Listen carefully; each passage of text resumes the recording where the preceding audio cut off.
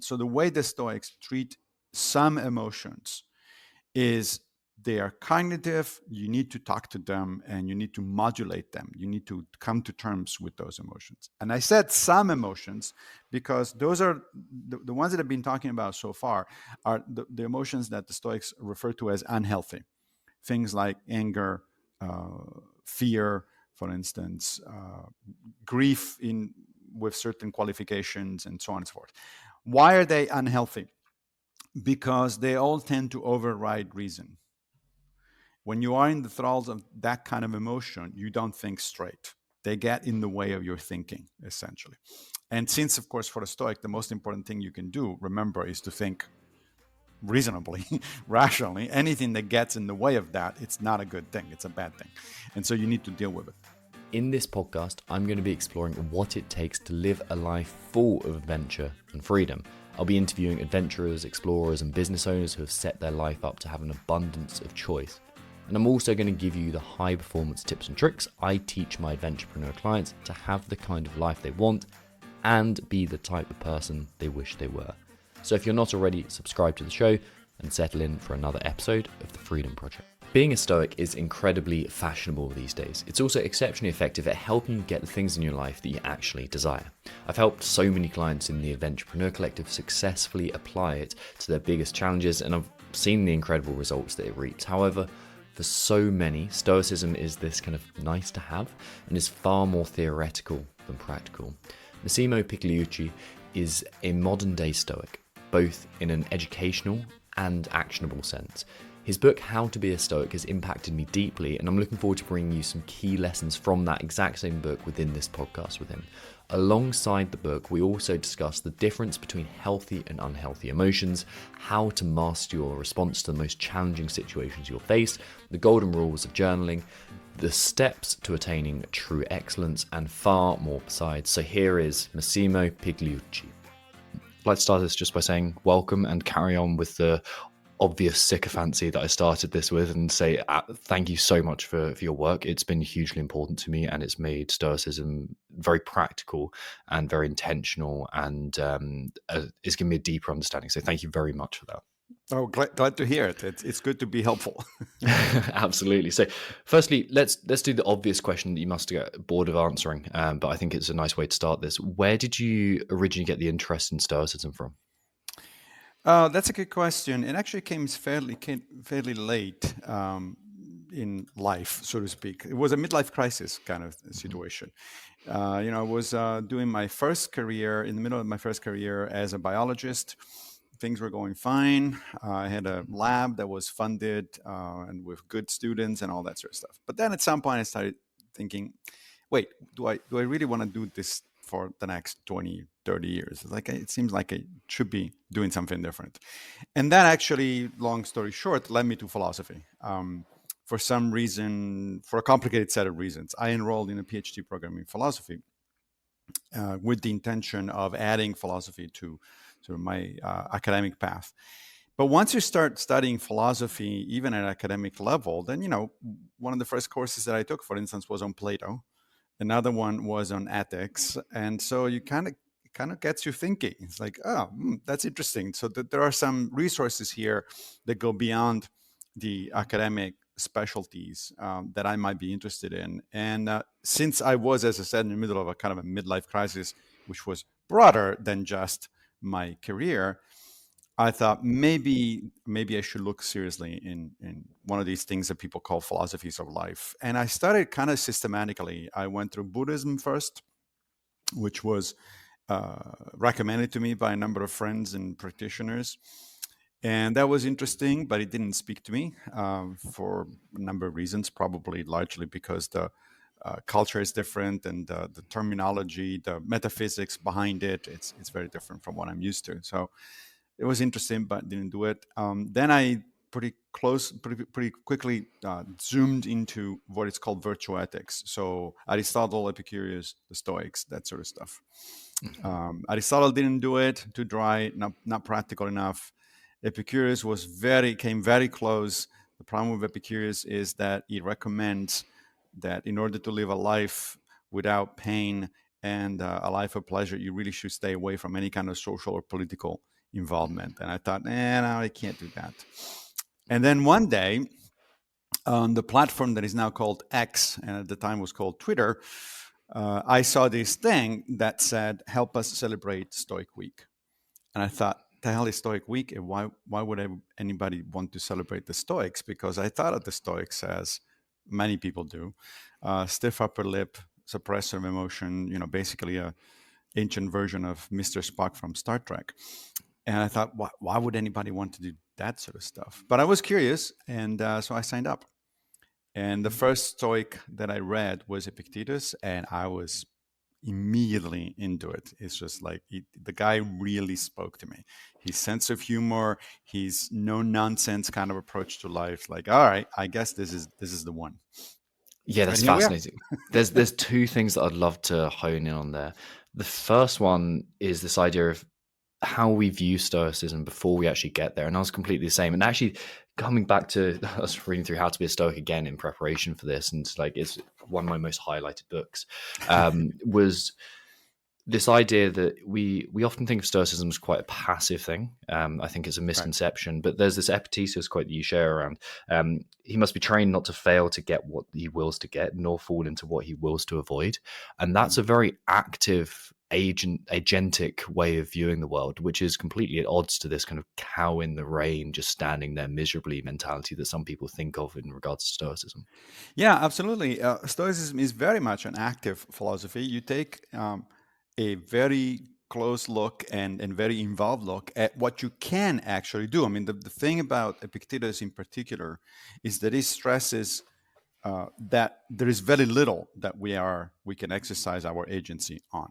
That is, we tend to be fooled by the fact that by the notion that we have a lot of things under control. We think that we control a lot more in our life than we actually do. It turns out, when you start thinking about it for more than a few seconds, we don't. All sorts of things that we care about, typically, such as relationships, career, reputation, wealth, health, and that kind of stuff. A lot of that is, in fact, we can influence it, of course, but it's ultimately outside of our control in the sense that it depends on external factors that we can't really do much about. So then what is it that is under our control? How we approach things, our judgment, how we think about certain things, and therefore the actions that we take. It's not just about thinking, because sometimes you hear that, oh, so Stoicism is just a mind trick. It's just about thinking about things differently. Well, first of all, that is a powerful mind trick, which has a lot of backing also from modern cognitive science and research in psychology. Psychologists are very aware of the fact that, in a sense, our entire life is a mind trick. It depends a lot on how you think about stuff. But thinking about certain things leads to acting about on those things in certain ways rather than others. So it's not like there is any kind of disconnect and the Stoics just sits back and doesn't do anything. But what the Stoic does is thinking very carefully about his values and about what he can actually do, not in a fantasy land, but in reality, to further his goals and to further, his objectives. That's fascinating, and that makes it so much more appealing. So, to fill you in on my background a little bit, I help business owners perform at a high level. And one of the ways that I do that, well, there's three ways: then nervous system regulation, priming yourself for challenge, so you actually respond positively to it. Then we effective execution, so doing things that actually move you forwards, and then the self mastery thing.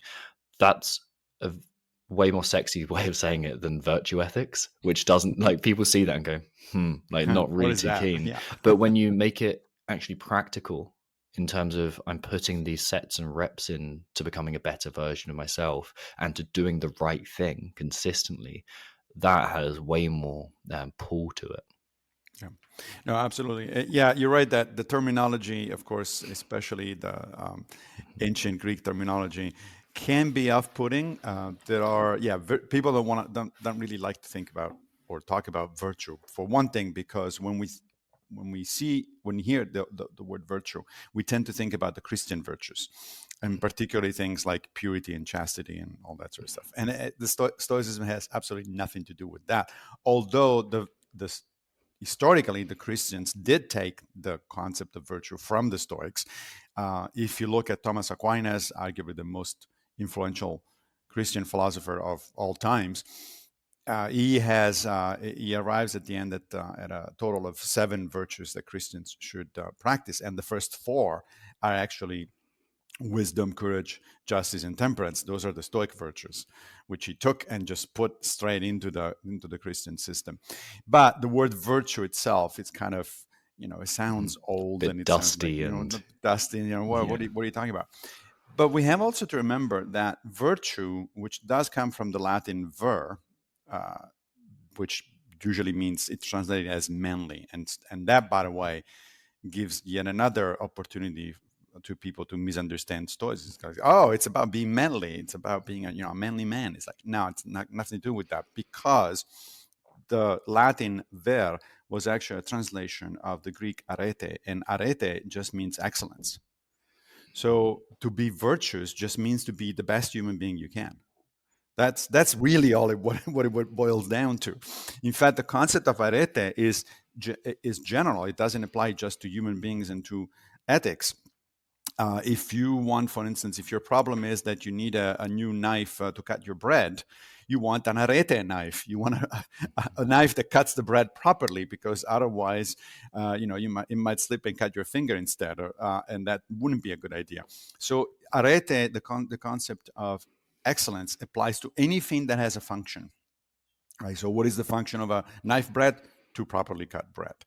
What is the function of this computer screen that I am looking into? It is to make it possible for me to have a conversation with you, among other things, and so on and so forth. But now, what makes for a good, an excellent bread knife? The fact that it cuts properly the bread.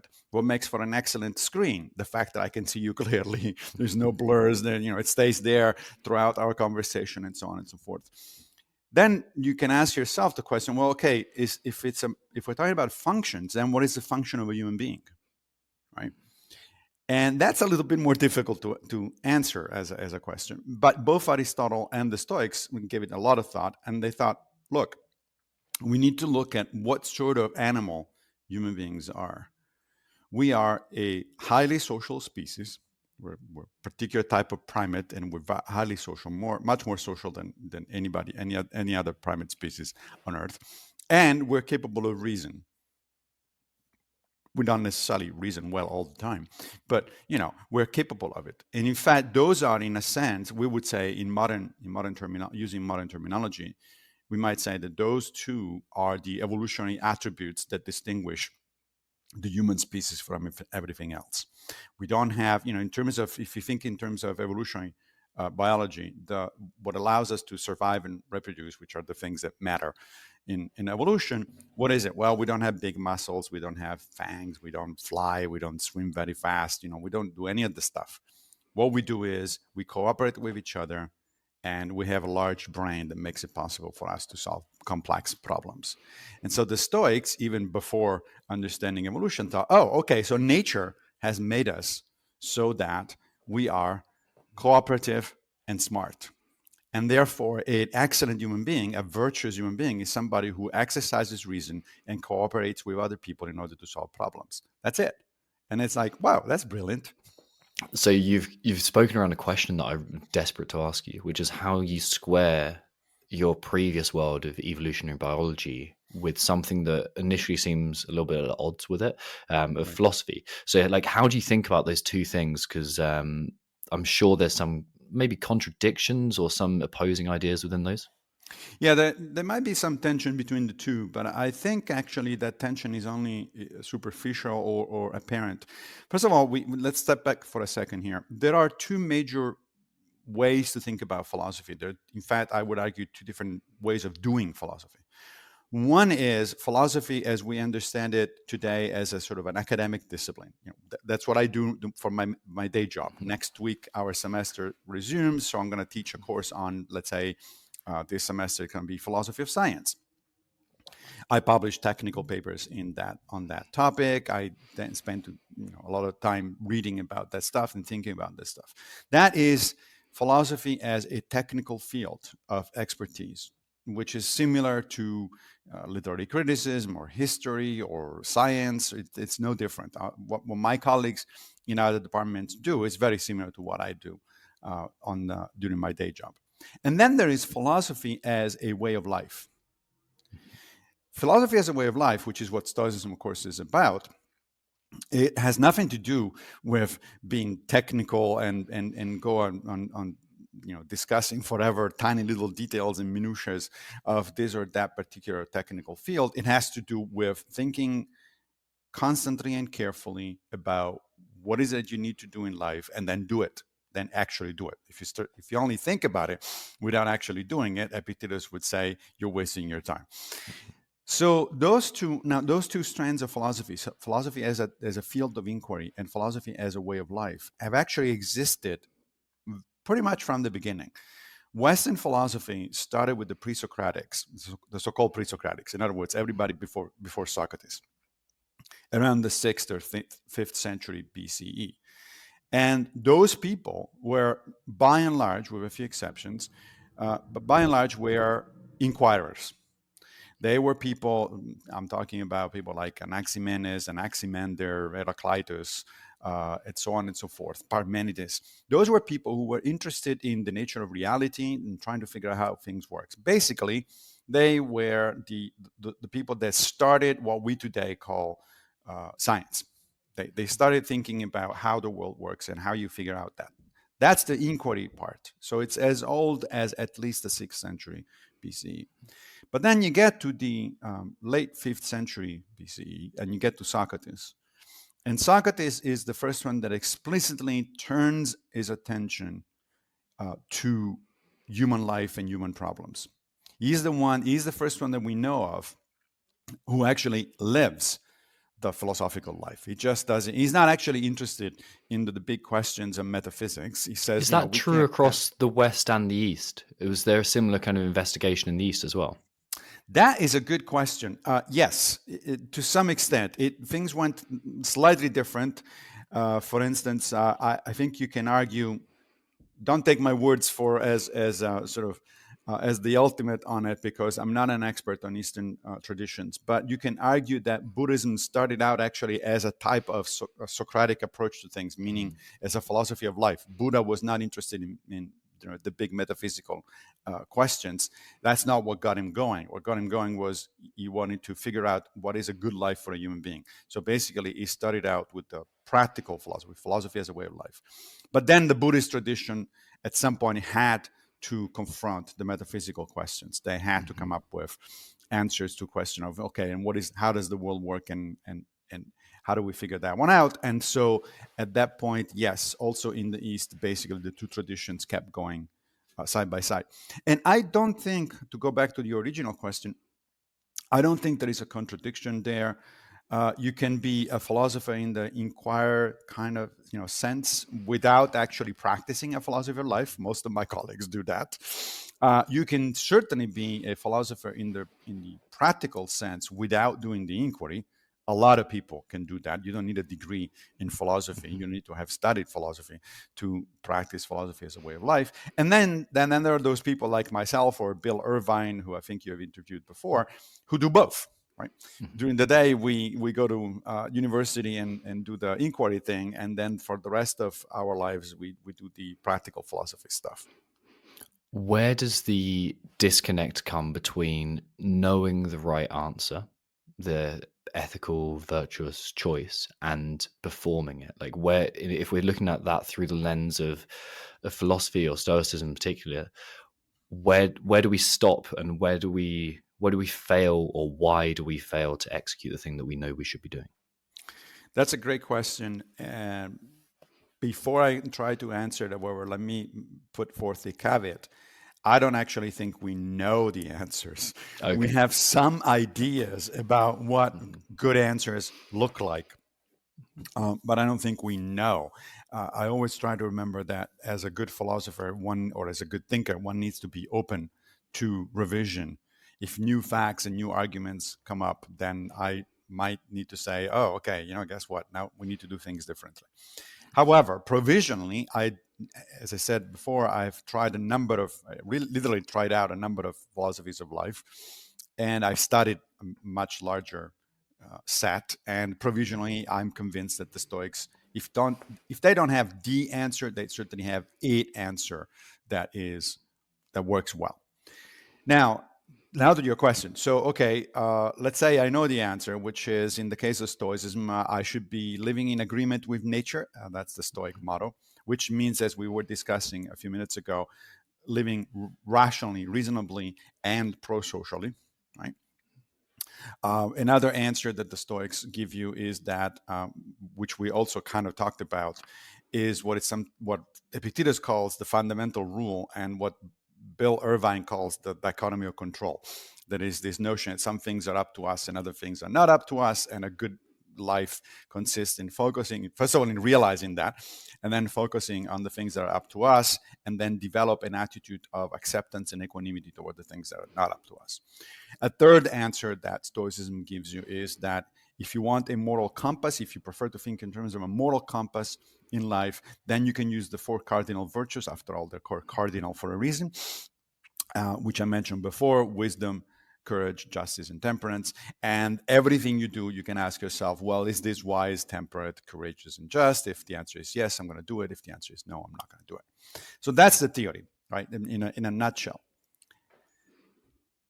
Then it comes to the practice. And yes, there is a little bit of an issue there, turning the theory into practice, because, of course, we're imperfect human beings. We're not sages. So we slip up. Sometimes I try to remember, to focus on the fundamental rule. What here is up to me and what is not up to me. And occasionally I slip up and I make a mistake, and I tend to think that I have more control over things than I actually do. Or sometimes I don't do things that are exactly temperate or just or courageous, and so on and so forth. But that is not in itself a deal breaker, right? Because think about one analogy which the Stoics often make with physical exercise. So if you want to exercise physically because you care about the health of your body, you know what you need to do. And if you don't, you go to a gym, you hire a trainer, and the trainer will tell you what to do. And it's you have to do a certain amount of aerobic exercises, you have to do in a certain ways, and you have to lift weight in a certain ways, you have to do certain routines and a certain frequency, and so on and so forth. And then you say, oh, you know what, today it's really cold and I don't feel like going to the gym, I'm going to stay home and eat potato chips in front of the TV. Now, you know that that's not right. That's not good for you, right? And yet you do it because you're a human being. You're not, you're not a superhuman. You're not somebody who always does the right thing. But that's not a deal breaker, in the sense that then you realize and you say, you know what? Okay, fine. Tomorrow I will get up and go to the gym and resume my routine. So it's okay to slip up once in a while, to have some setbacks, so long as you pay attention and you don't use that as an excuse for not doing anything anymore, right? You realize, you say, oh, okay, I could have done better in this particular case. No sense in beating myself up, because what's done, it's done. But let's use that as a lesson for tomorrow, for the future. I was having this conversation with a friend a couple of weeks ago, and it was a few beers deep, and we're sat around an open fire, and it's one of those perfect times for a deep, long conversation, especially when we hadn't seen each other in like a year, and actually almost a year. And it's like, okay, proper conversation. One of the things we came around to was like how good it feels to indulge yourself in self-pity. Like how reassuring and Yeah. kind of safe it feels. That it's like this warm coat that you can kind of slip into, and it's kind of protective, and it goes, well, no courage needed here. I can just be completely self-pitiful and reject any autonomy I have in the world. And the answer that we came up to with that was courage, the ability to step out, one of those virtues. But what do you think about that? Why do you think we choose the easy option so many times? Well, Aristotle will say that we choose the easy option because we suffer from a common human condition called in Greek akrasia. It literally translates as weakness of the will. So what the right thing to do is, and yet you have a hard time, getting yourself up and actually do it. Aristotle was a good psychologist, was a good observer of human psychology, so he knew, he understood that's what happens. However, he also saw that as a failure of virtue. Right. So basically, what you're doing there is you are cutting yourself too much slack. You are giving yourself excuses. You can rationalize those excuses, as you say. It feels good when you talk yourself into certain things, right? So you can rationalize, and there is a big difference between, of course, rational thinking on the one hand and rationalizing on the other hand. A lot of people, especially smart people, are very good at rationalizing, right? Because they're smart. They know a lot of things, so they can talk themselves into all sorts of stuff, even though somewhere deep down they know that that's actually not the right way to think about it. The Stoics were aware of this, and that is why they suggested repeatedly that what we need is a buddy system, essentially. So it's all fine and dandy to, spend some time thinking about your life and analyzing your own behavior and so on and so forth. But at the end of the day, if you just if you are the only one doing it, one of these days you'll slip into rationalization. You will cut yourself too much slack, etc. So you need a buddy. You need somebody to check on you. And the Stoics suggested that there are two major ways to do this. One, you pick an actual person, a friend, a good friend, what Aristotle will call a friend of virtue. That is somebody who actually really does have your well-being at heart, and therefore they're not afraid to tell you that you're bullshitting yourself. They're not afraid to tell you, "Nah, I'm sorry, you're just rationalizing this one." Right? Those people are rare.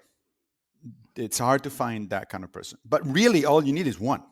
You don't need a large number of friends at that level. You can have a large number of friends on Facebook if you want, but of friends of virtue, you don't need one. If you have two or three, you're actually a lucky person, because it requires, first of all, because they're rare, and second of all, because it requires that kind of friendship requires a sort of constant involvement and effort in order to develop it and maintain it. So one thing you can do is basically to engage regularly with somebody who you trust and say, "Hey, talk to me. Am I on the right track here, or do you think I'm doing something that I should be correcting?" That's one way to do it. The other one is what I would call a virtual buddy. The Stoics called it a role model. So you pick somebody, and it doesn't have to be one person. It can be more than one person, depending on the stage of life, depending on the situation you find yourself in. And in fact, it doesn't even have to be a real person. It could be a sort of hypothetical, fictional role model.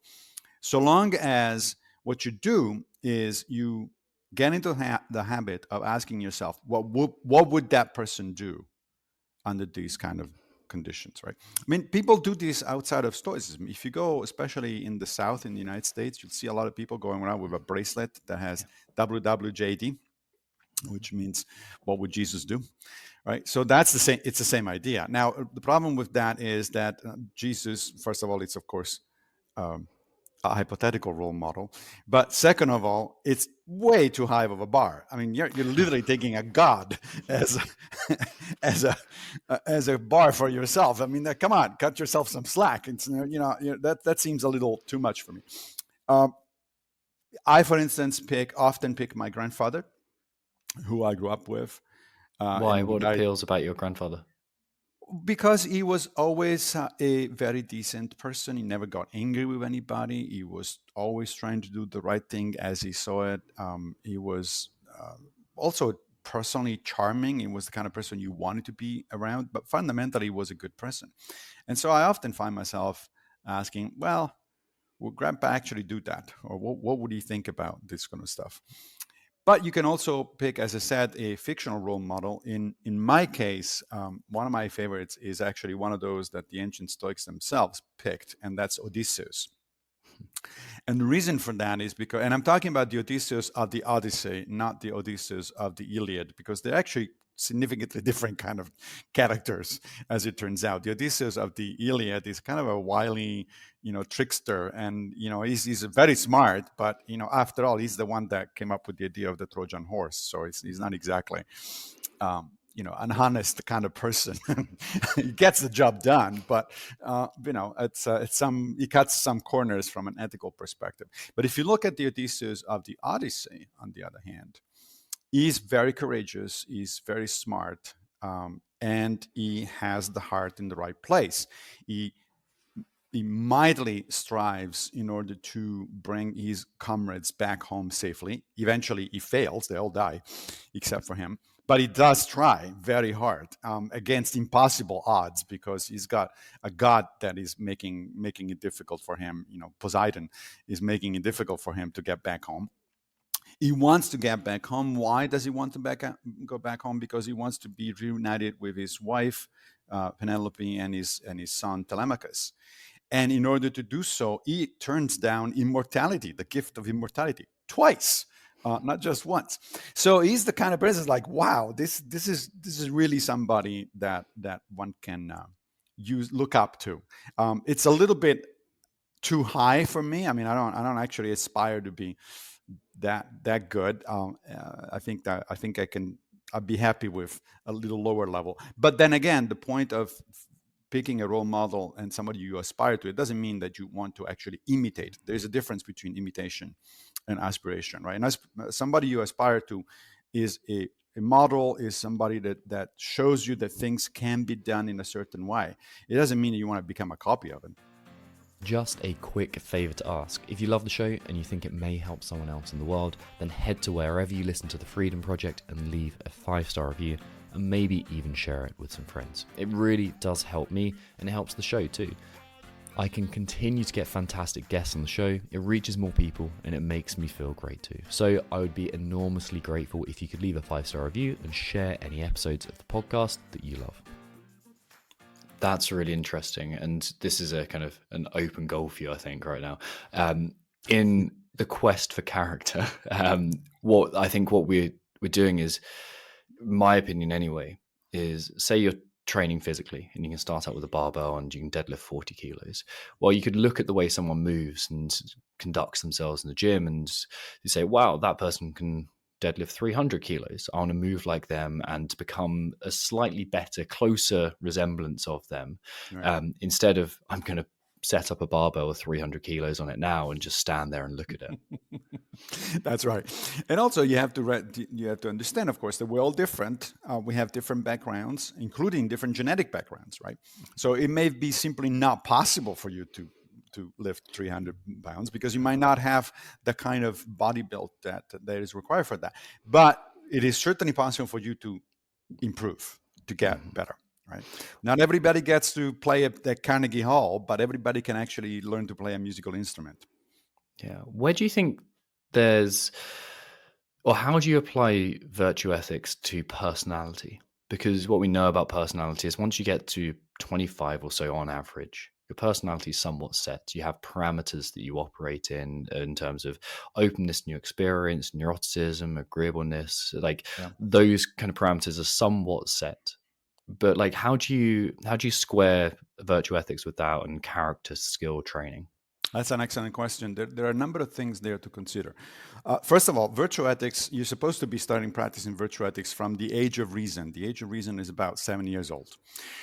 So we should be teaching it to our kids. And the reason for that is precisely what you're talking about. That is, even the ancients realized that character is shaped mostly between the age of reason and early adulthood. And in fact, this is confirmed by modern cognitive science. The age of reason does come, even according to modern developmental psychology, around 7 or 8 years old. It's defined as the age at which kids start being able to entertain complex, abstract thoughts. Okay, and that's pretty much that age. And we know that the brain keeps growing until your early 20s. A little later, even for men. Men's brains tend to sort of settle down a little later. Yeah, that's right. We're late to catch up with things. So that's the window. That's the major window, and that is why virtue ethics or any kind of character training has the most important, the highest impact in that window. And of course, even that impact is limited by other conditions, including one's genetic makeup, right? I mean, there's nothing, you can't change your genes. So there are some people that are more, let's say, naturally temperate, for instance, and other that are more naturally intemperate. And there is, you can work around that a little bit. You can move things a little bit, but not dramatically. Now, that said, there is research that shows that even your personality traits, as measured by modern tests, do change after your 20s, but not much and not frequently. And so it requires more mindful application to make any change after your early 20s, essentially. So in most people, the reason that most people's character traits don't change is because most people don't work on them. It's like saying, it's again, think about the analogy with, with the physical aspect of your body. What determines how your body's going to look like for most of your life is, again, what you do early on. If you exercise when you're a kid, if you go in certain routines, if you eat healthy and all that, then you're going to have a much smoother life. If you don't, then then problems are going to start showing up actually in your 30s or 40s, let alone later on.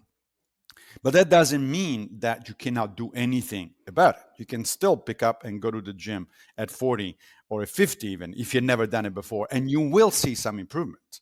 But of course, up to a point. Nobody's going to turn into an Olympic athlete if they start exercising at 50. You have to start doing that when you're 5 or 6, and then and then maybe you can actually get to that point.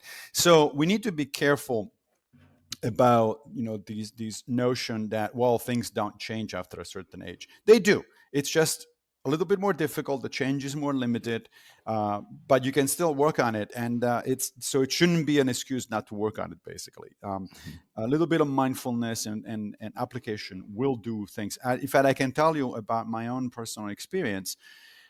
As it turns out, I've taken the Big Five test multiple times in my life, and I've actually kept the records. Nice. And so I took it last time a few years ago after I had started Stoic training and Stoic practice for a number of years. And so I thought, let me see here. Let me go back to my previous results, and then has anything changed? And it turns out that some stuff had changed. All of the indicators had changed a little bit, but the openness, for instance, had changed dramatically by a fairly large number of points in what I would think is the right direction, meaning more openness. And so now, of course, this is a sample size of one, and I'm not going to say that's going to work for everybody. But as I said, there is also some systematic research that shows that if you engage mindfully with your own character training, as we might call it, you will be able to improve. You will be able to actually make things better, but within certain limits. Yeah, I'd be fascinated to know as well if you took because one of the way to get a different perspective on personality testing is to have close friends and family complete the form on your behalf as if they're answering for you. Yeah, that's a And good so question. that external opinion is often, well, you got more data points to Yeah. draw from. So it's an Yeah. interesting way to view it and see if that correlated. But of course, we'll never know. Right. Now that's a good point. Now I do have to say that my friends and family did observe and comment on changes that they've seen, even shortly after I started, embraced Stoicism and started practicing. People that are close to me saw that I was getting much less angry, that I was approaching things, in a more open fashion, etc. And that was like that. Those comments started coming in very quickly, like weeks or months into my practice. So it had even an initial effect. And again, we have data for that. The Modern Stoicism group, to which I belong, which is the one that actually organizes Stoic Week, the stuff that got me into Stoicism in the first place, they actually have started collecting data for a number of years about people who signed up and then for Stoic Week, and then they asked them follow-up questions, how was it a week later, and then in some cases they start doing follow-up months later. And there is pretty decent empirical evidence at this point that the practice does have an effect on the way people look at the world and the way in which people act in the world. So if we try and make this applicable to people's lives and very actionable. How do we begin actually training our character? How do we assess where we're at and start taking steps forwards? You have to start doing on a regular basis what are referred to as spiritual exercises. Again, I'm going to make the analogy with physical fitness, right? So if you were to ask, how do I start getting my physical fitness, in better shape? Well, you do two things. First of all, you start changing the way you think about your your body and what you need to do on top. Because if you don't do that, then you're not even getting started. So there has to be some thinking going on here, right? Some acknowledgement that certain things could be done better, etc. And then you have to start into a regime, right? You have to get on a healthier diet as much as possible. You have to start going to the gym. You still have to start going certain routines. So the same goes with practical philosophy and Stoicism in particular. The first thing is a change of mindset. So, the typical thing that happens is you start reading Epictetus or Marcus Aurelius or Seneca, and all of a sudden they say, "Oh, wow, I never thought about things that way. So let me see if this is actually something that can work for me." And then you start engaging in a series of exercises. They're called spiritual exercises because there is a long tradition in the West of that kind of terminology. It was actually started by Ignatius of Loyola in the 1500s. Loyola was the guy that established the Jesuit sect within Hmm. Christianity, and he called them spiritual exercises. He actually wrote a book of spiritual exercises, but he was inspired by the Stoics, and particularly by Epictetus, especially Epictetus' manual, the handbook, the Enchiridion. Now, there are a number of ways of doing these exercises. If you check any blog post or podcast or book that is devoted to Stoicism, you'll find some reference to at least some of these exercises. My friend Greg Lopez and I wrote a book a few years ago called The Handbook for New Stoics, which actually contains 52 different exercises that people can try. That's a lot. I wouldn't recommend starting from number one and going through number 52. In fact, that right at the beginning of the book, we actually give a sort of a cheat sheet. We'd say, okay, if you're just starting, here's a subset of like about 6 exercises that you want to start doing, and then the rest you will at some point you might try them out and pick and choose depending on what your problem is or what your major issues are. For instance, if you realize that you suffer from a little bit of anger management problem, then there are some exercises that are specifically about anger management. But broadly speaking, there are some standard exercises. Arguably the most common is philosophical journaling.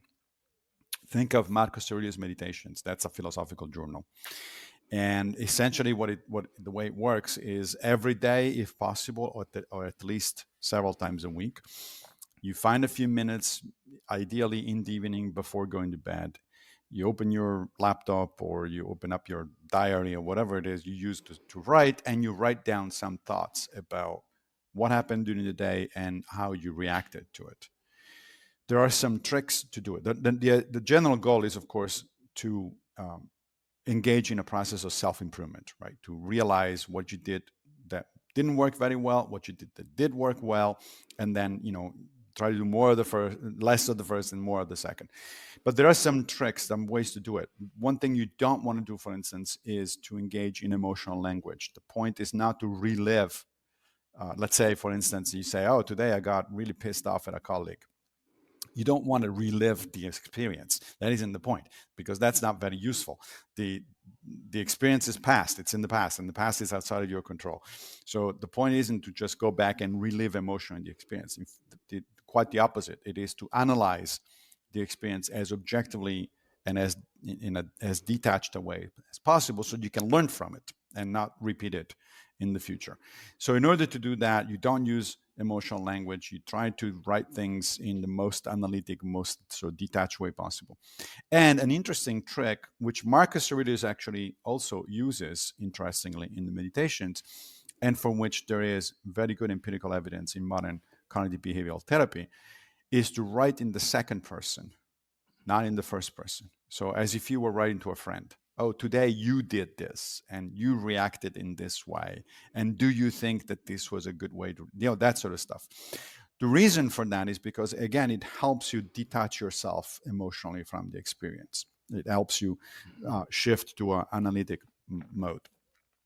So philosophical journaling works. There is very, very good actually empirical evidence that people do significantly improve their behavior, but when they start this kind of self-monitoring, it becomes over time becomes a database about your own behavior, and what works and what doesn't work, what kind of, especially if you do it electronically on a laptop or otherwise, then it becomes a searchable database basically, and so you can search for keywords like anger and trying to figure out. So last year the word anger showed up this many times, but 2 years ago showed up more. So maybe I made some a little bit of progress that way. So that's one very useful and very common exercise. But there is a number of others. As I said, it depends on how much time you want to spend. It depends on what your specific issues are.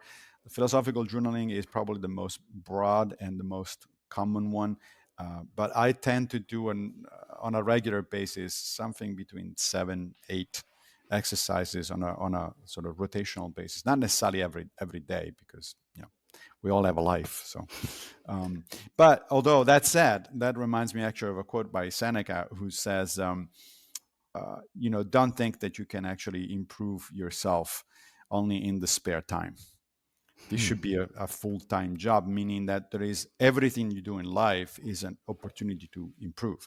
When you go to work, when you go out with friends, when you come back at home and interact with your family, those are all opportunities to do better.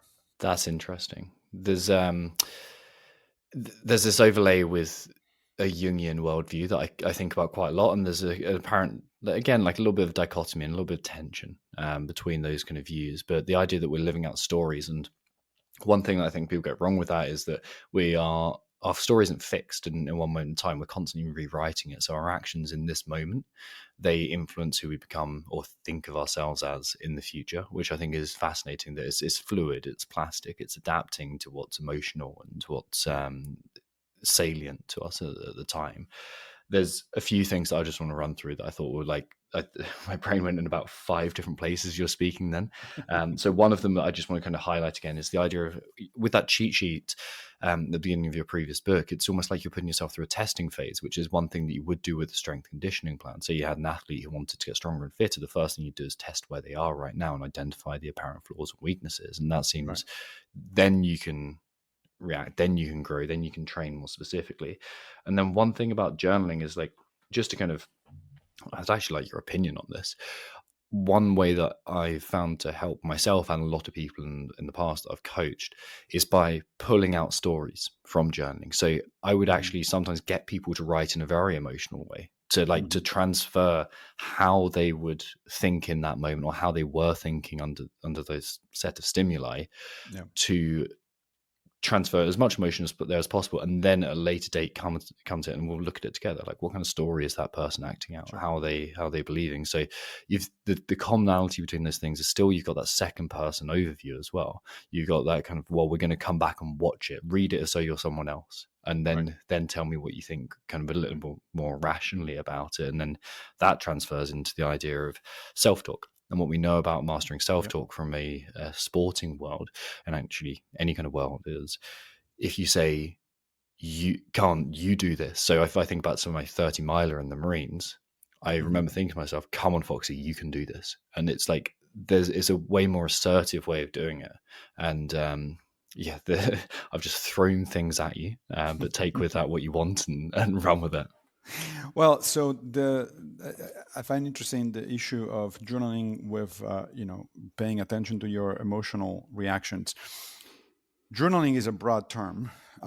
It can be done in a number of ways, one of which is the one that you're talking about, and another one is the one that I described a few minutes ago. And it may be effective depending, in different contexts for different people, depending on what it is that they're looking at and depending on who they're working with. The reason the Stoics do it the way they do it is because there is an issue in Stoicism with emotions. So maybe we should talk about that for a second. We said earlier on at the beginning of our conversation that one of the common misconceptions about Stoicism is that it is about suppressing emotions, which is not. for one thing, because you cannot suppress your emotions. This just doesn't work. And the Stoics were not fools, so they understood that. However, Stoicism has an issue with emotions in this particular sense.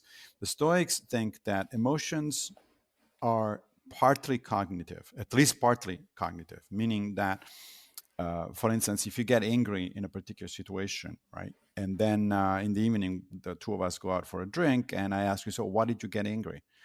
You will be able to tell me a story, talking about stories as you just mentioned, right? You will be able, in other words, to come up with an explanation. Whether that explanation is actually what happened or not, or is it accurate or not, that's a different issue. But you will have a story. That is, your anger did have a reason behind it. You may not have been aware of those reasons in the moment, but if you think about it later, and because somebody asks you, you say, "Oh yeah, of course, that jerk just started insulting me for no reason. That's why I got upset." And then we can dig a little further and say, oh wait, but why would you get upset if somebody insults you? Well, because insults are a bad thing, and I have to respond. Well, why do you have to respond, and so on and so forth. So we can have a conversation basically about the structure and functioning of your emotions. Turns out, again, there is pretty good evidence from modern cognitive behavioral therapy that is in fact the way emotions work. There is always a cognitive component. The initial reaction is not cognitive. So if when you're getting angry, for instance, right, that feeling that you have a swelling inside your body is that's your adrenaline starting rushing through your system, and that is, you have absolutely no control over that one. That's just an automatic physiological reaction. But the fully formed emotion of fear, let's say, or anger, or anything else, or grief, those are actually in part cognitive. They start out as a physiological reaction, but they are cognitive. And therefore, the Stoics think you can argue with them. Right? If an emotion, if your anger is partly cognitive, then you can argue with it. You cannot argue with it in the moment, they say. If, telling yourself, I shouldn't be angry when you're about to get angry isn't going to work. You're not, because anger is the kind of emotion that tends to override rational discourse. That's the whole point of it. So you're not going to be able to talk yourself. That would be suppressing your emotion. You cannot suppress your emotion. And so what the Stoics say is, under those circumstances, the best thing you can do is actually to disengage from the situation. If you feel the first movement of anger, as Seneca calls it, that kind of swelling in your body, then you can take that as an alarm bell. You know you're getting angry. You know that you cannot control it, or you're going to have a really difficult time controlling it. So you disengage. You go for a walk. You start counting to 100. You go to the bathroom. You take a bathroom break. Whatever it is that helps you get out of the situation.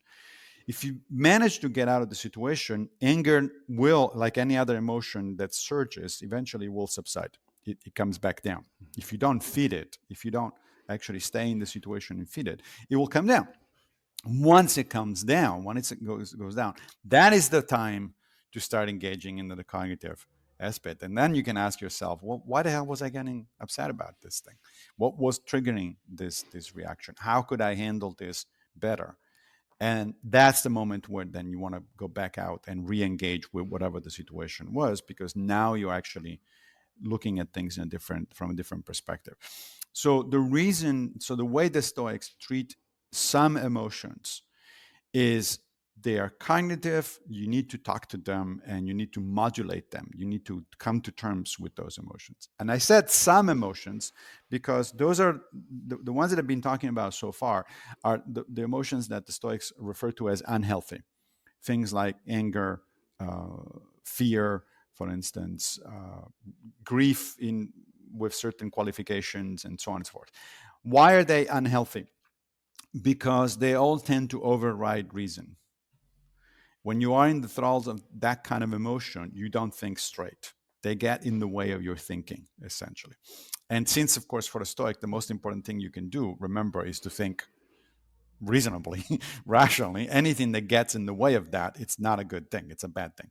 And so you need to deal with it. But not all emotions are like that. There are some emotions that, according to the Stoics, are, as they put it, in agreement with reason.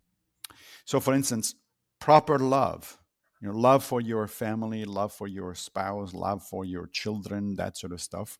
That's a positive emotion. That's a healthy emotion that you actually want to nurture. Not only you don't want to talk it down, you actually want to talk it up.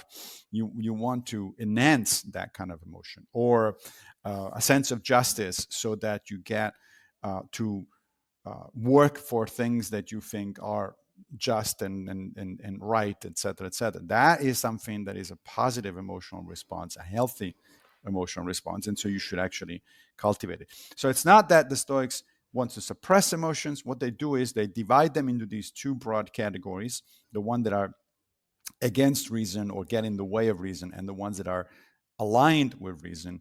And they say, okay, let me talk the first ones down and talk the second ones up, basically. Interesting. There's a part of me that feels that that's slightly at odds with an evolutionary lens of negative emotion, which to me would go something along the lines of, we've developed negative emotion for a reason, and it must serve some purpose. So I'm struggling to like kind of square that in my mind. Yeah, let me give you an example. Yeah, that's a very good observation, and as an evolutionary biologist, I can sympathize. But let me give you an example. So we evolved all our emotional repertoire back, somewhere between 500,000 and 2-3 million years ago. Back in the Pleistocene. And as you know, the Pleistocene was a very different kind of environment from what it is today, right? Not both a physical environment, also more importantly, a social environment. That is, at that time, human beings were organized in very small bands of 60, 100 to 100 individuals, most of whom were actually related to each other. They were all each other's uncles and aunts and cousins and stuff like that. So group dynamic within group and between group dynamic was very different than what it is now. Now we live in much larger places where we're constantly exposed to complete strangers. I live in New York City, 8.5 million people. With my daughter, I just went to visit my daughter's husband's family in Brazil, Sao Paulo. 20 million people. So we're now in a situation that's completely different. So that right there tells you that perhaps some of the emotional repertoire that we evolved back in the Pleistocene might misfire. And let me give you an example of this. I think an example that most people would agree on: xenophobia. So xenophobia is a natural human emotion. It's a natural human response. Is basically being afraid and reacting, usually violently, toward people that don't look like you, people that are coming clearly from the outside. Now you can imagine, I mean, we don't know this for sure, but you can make up an easy evolutionary scenario where xenophobia actually evolved because, as it turns out, back in the Pleistocene, if somebody was wandering into your group from the outside, that probably wasn't good news. Mm-hmm. Probably, right? It was a safe bet that these people were not friendly necessarily. So evolving an instinct, in a sense, or an emotional repertoire that makes you wary and ready to fight against somebody who comes from the outside is probably adaptive. Mm. Transfer that to the 21st century with a planet of close to 10 billion people, a number of whom are armed with nuclear weapons. That's probably not a good idea. Being xenophobic is probably not a good idea. You should try to be as friendly as possible and as There's the cooperative as soundbite for possible. the podcast. Yeah. So it's a very different kind of situation. So you can say, sure, that emotion evolved and probably for good reasons.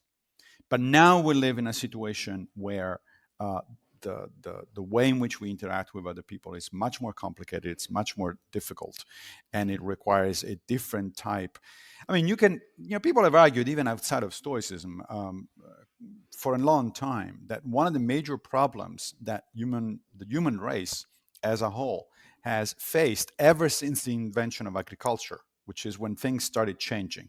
The pivotal point was the invention of agriculture about 10 to 12,000 years ago, because agriculture made it possible for people to settle, move from a lifestyle of, nomadic lifestyle of hunter and gathering to a settlement kind of thing, so the population could increase, and therefore if the population increases, now you have division of labor.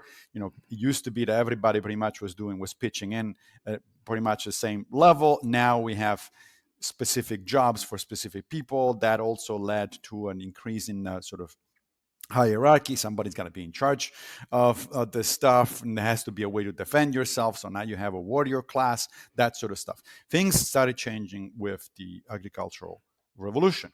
Now, plenty of observers, plenty of commentators have made the point that perhaps a major, if not the major problem that we've had ever since is that our technology has improved at a breathtaking pace, especially over the last few centuries, while our emotional repertoire and our way of thinking about stuff is still back into the Pleistocene. And that's why we have a lot of problems. That our technology gets better and more powerful, and therefore also more and more lethal. But we still think like apes back into the Pleistocene. We still are affected by xenophobia. We still are affected by what the Stoics called the unreasonable emotions. And yeah, I think there is something to it, even outside of Stoicism. I think that's something to consider at least. Yeah. It makes you think what is going to happen with us psychologically Yeah. when we have AI embedded into our skulls and Mm-hmm. we can instantly think of any answer. The rationality that you can have access to overlay or over Sure. the surface of a very emotional response, it'd be Mm-hmm. crazy. Would be crazy, and I'm not so sure that it's an open bet where things are going to go Mhm. with that over the next few years or decades. We'll see. We'll find out. Absolutely. So, talk to me about the quest for character and the release of that, and the process as well of creating it, and what it's there for. Like, why have you created that book?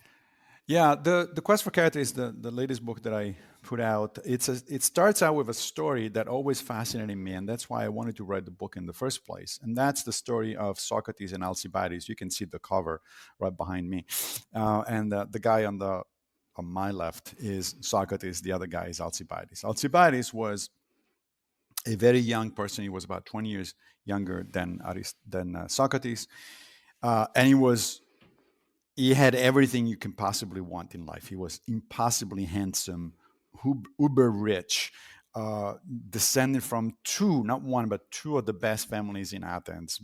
Brave, and he was like handsome. It was amazing, an amazing kind of guy.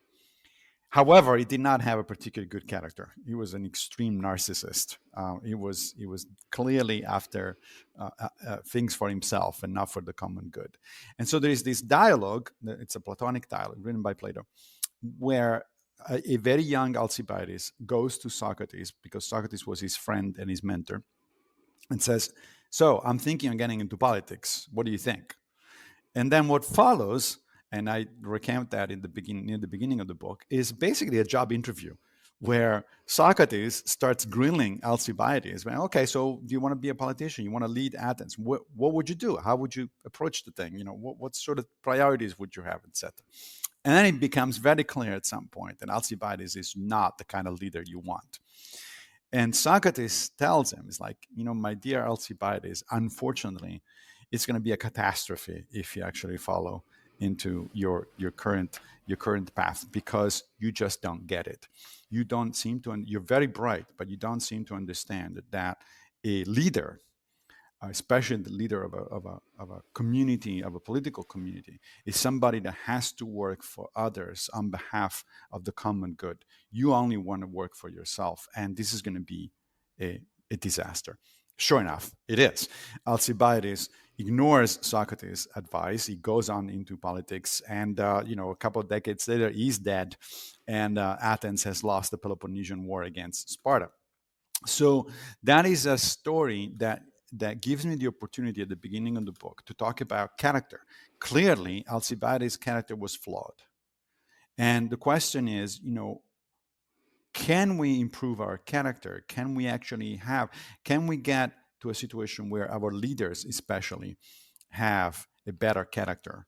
Or are we condemned perennially to have bad leaders who actually are narcissists and do things for their own good and not for the common good? And it's a really interesting question. I think it's a very current question, as you know, where the Hmm. United States is approaching yet another presidential election where issues of character are very important. Right? It's not just about policy. Policy is important, of course.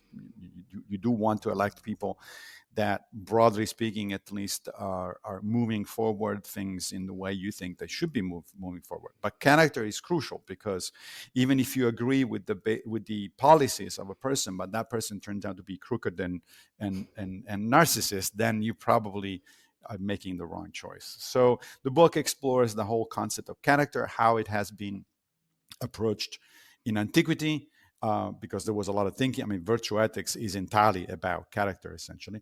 But then it moves on to more modern times. It goes through more recent treatment of the question of character, for instance, in Machiavelli, in Hobbes, and then eventually the 20th century. And it ends with a survey of the science behind the study of character. What does the modern cognitive science actually tell us about character, and how to improve it? That sort of question. Wonderful. And I presume people can get that from any good bookstore. Yes. Perfect. Or even not so good bookstores. Even not so good. You let it in there as well. So thank you so much for joining me.